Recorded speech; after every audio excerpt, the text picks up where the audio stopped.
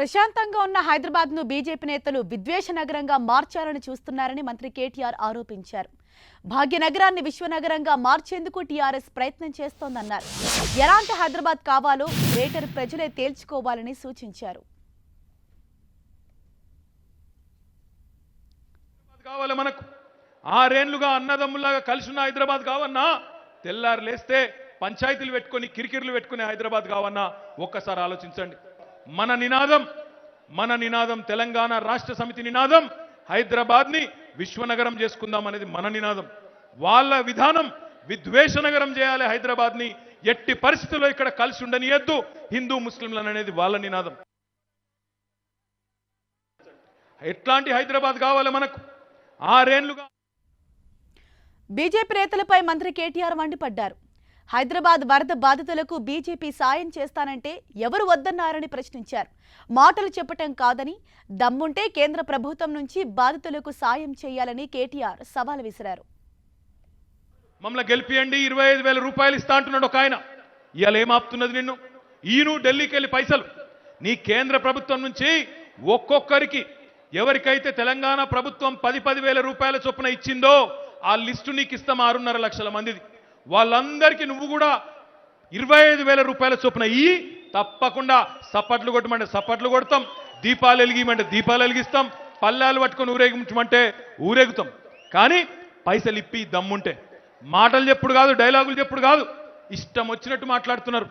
విషయం లేదు కాబట్టి విషం జిమ్ముతున్నారు. మీ అందరి ఆశీస్సులతో ఎంఐఎం పార్టీని అక్కడ ఢీ కొట్టి ఓడగొట్టి తొడగొట్టి సవాల్ చేసి రేపటి రోజున కాబోయే ఎర్రగడ్డ డివిజన్ కార్పొరేటర్ శ్రీమతి పల్లవి మహేందర్ యాదవ్ గారికి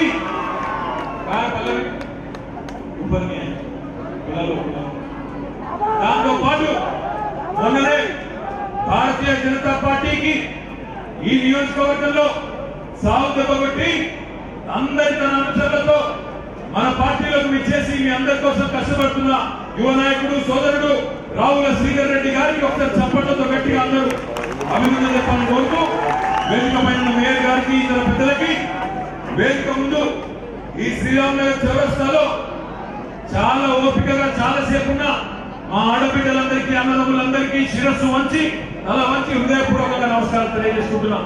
ప్రత్యేకంగా ఒంటెల మీద ఉన్న ఇద్దరు సోదరులకు కూడా ప్రత్యేక నమస్కారం తెలియజేసుకుంటున్నాం. అది భయపడతారు ఆయన, భయపడతారు అందరూ ఉంటే మంచిగానే. వెళ్ళి ఇప్పుడు ఏం కావాలా పక్కన రైట్ అక్కడ ఉండే కళ్ళకు.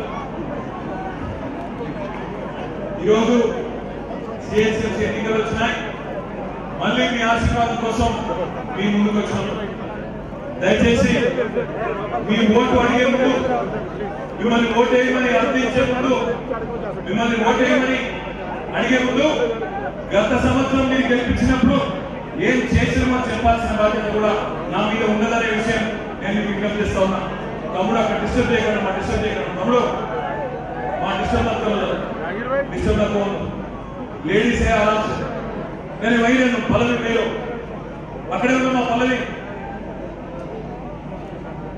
మీ అందరికీ నేను చేసే విజ్ఞప్తి ఏమంటే, 6 ఏళ్ల కిందట తెలంగాణ రాష్ట్రం వచ్చినప్పుడు కేసీఆర్ గారు ముఖ్యమంత్రిగా పదవి బాధ్యతలు చేపట్టినప్పుడు హైదరాబాద్ లో ఎన్నో అనుమానాలు, ఎన్నో మనసులో ఎన్నో రకాల ఆందోళనలు. ఏమైతుందో హైదరాబాద్, ఏమేమి జరుగుతుందో, ఎందుకంటే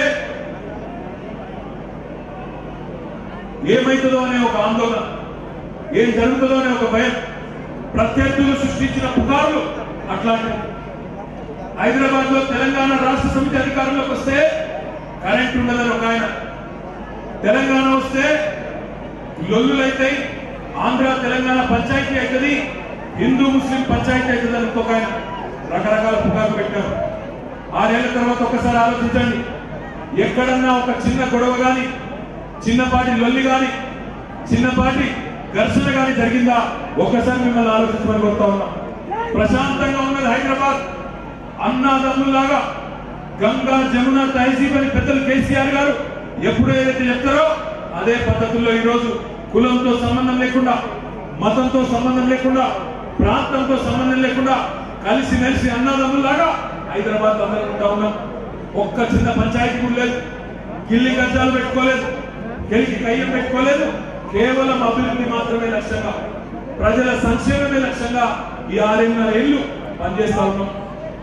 ఆనాడు మనం వచ్చినాడు నీళ్లకు కష్టం ఉండే, తాగునీటికి కొన్ని ఏరియాల్లో హైదరాబాద్ లో వారానికి ఒకసారి నీళ్లు, ఇంకా కొన్ని ఏరియాల్లో అయితే 10 రోజులకు ఒకసారి నీళ్లు, ఇంకొన్ని ఏరియాల్లో అయితే 14 రోజులకు ఒకసారి నీళ్లు వచ్చే పరిస్థితి ఉండే.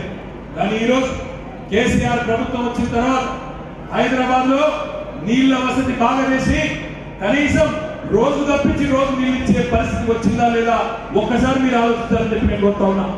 రాబోయే రోజుల్లో మళ్ళీ మీరు గెలిపిస్తే మీ ఆశీర్వాదం మాకు ఇస్తే ప్రతిరోజు తాగునీరు అందించే బాధ్యత మాది టీఆర్ఎస్ పార్టీ అని మనం కూడా ఈ సందర్భంగా కరెంటు విషయంలో ఎంత ఇబ్బంది ఉండేనో, ఎంత కోసం ఉండేనో నాకంటే బాగా మీకే తెలుసు. మధ్యాహ్నం ఒక అర్ధ గంట పండుకుందామంటే పంకా తిరగదు, కరెంటు ఉండదు. పరిశ్రమకు పోయి పని చేద్దామంటే పరిశ్రమకు వారానికి 2 రోజులు పవర్ హాలిడేలు, అక్కడ కూడా పరిశ్రమ నడిచే పరిస్థితి లేదు. కార్మికులు రోడ్ల మీద పడ్డ పరిస్థితి, చిన్న చిన్న జ్యూస్ సెంటర్లు నడుపుకునేటోళ్ళు, చిన్న చిన్న జిరాక్స్ సెంటర్లు నడుపుకునేటోళ్ళు వాళ్ళ అవస్థలు చెప్పరాదు. అపార్ట్మెంట్లలో ఉండేటోళ్ళు ఇన్వర్టర్లు పెట్టుకొని, జనరేటర్లు పెట్టుకొని నెలకు 5,000, 6,000, 7,000 డీజిల్ ఖర్చులకే ఖర్చు పెట్టుకునే దుస్థితి. ఇది ఆనాటి మాట. అప్పటి కాంగ్రెస్ ప్రభుత్వంలో కరెంటు ఉంటే వార్త, ఈరోజు టీఆర్ఎస్ ప్రభుత్వంలో కరెంటు పోతే వార్త. వాస్తవమా కాదా ఒకసారి మీరు ఆలోచించాలని చెప్పి కేవలం కరెంటు నీళ్లు మాత్రమే కాదు. ఈరోజు హైదరాబాద్ లో ఏం చేసినామంటే మా బోరబండకి పోయినా, రేవంత్ నగర్కి పోయినా, ఎర్రగడ్డకి పోయినా, ఎక్కడికి పోయినా ప్రతి గల్లీలో కూడా ఈరోజు మీకు సీసీ కెమెరాలు కనబడతా ఉన్నాయి. ఎక్కడికి పోయినా పేదవాడికి ఆకలైతే పువ్వబెట్టే అన్నపూర్ణ సెంటర్ కనబడుతున్నది. బస్తీలో ఉన్న మా పేదన్నలకు, మా అక్క చెల్లెలకు సృష్టి చేస్తే బస్తీ దవాఖానాలు 350 పెట్టుకున్నాం. బ్రహ్మాండంగా ఈ రకంగా ఎల్ఈడి లైట్ చెప్పుకుంటూ పోతే చాలా పెద్ద లిస్ట్ ఉన్నది. బ్రహ్మాండంగా అన్నిటికి మించి పంచాయతీలు లేకుండా శాంతియుతంగా ఒకరితో ఒకరు కలిసి మెలిసి ముందుకు పోతా ఉన్నాం. మరి ఈరోజు ఎన్నిక రాగానే, ఒక ఎలక్షన్ రాగానే 4 ఓట్ల కోసం, 4 సీట్ల కోసం కొంతమంది మనతో కెలికి కయ్యం పెట్టుకొని ప్రశాంతంగా ఉన్న హైదరాబాద్ లో చిచ్చు పెట్టే ప్రయత్నం చేస్తున్నారు. ఒకసారి ఆలోచన చేయండి. మన టీఆర్ఎస్ ప్రభుత్వం వచ్చిన తర్వాత పేదవాడికి లాభం జరిగిందా, నష్టం జరిగిందా ఆలోచన చేయండి. పెద్దవాళ్ళు ఉంటే 65 ఏళ్ళ పైబడి ఉంటే వాళ్ళకు బ్రహ్మాండంగా ఆసరాగా 2,000 రూపాయల పెన్షన్లు, వికలాంగులైతే 3,000 రూపాయల పెన్షన్లు. ఒక ఆడబిడ్డ పెళ్లి చేసుకుంటే కులంతో సంబంధం లేదు, మతంతో సంబంధం లేదు, ప్రాంతంతో సంబంధం లేదు, 1,116 రూపాయలు కళ్యాణ లక్ష్మి రూపంలో, షాదీ ముబారక్ రూపంలో మీకు వస్తున్నాయా లేవా ఒకసారి ఆలోచించండి. అదే రకంగా ఆడబిడ్డ కాన్పుకి వస్తే కేసీఆర్ కిట్టు బ్రహ్మాండంగా మీ చేతిలోని, మగబిడ్డ పుడితే 12,000 రూపాయలు, ఆడకూతురు పుడితే 13,000 రూపాయలు కేసీఆర్ కిట్తో సహా ఇస్తున్న మాట వాస్తవమా కాదా?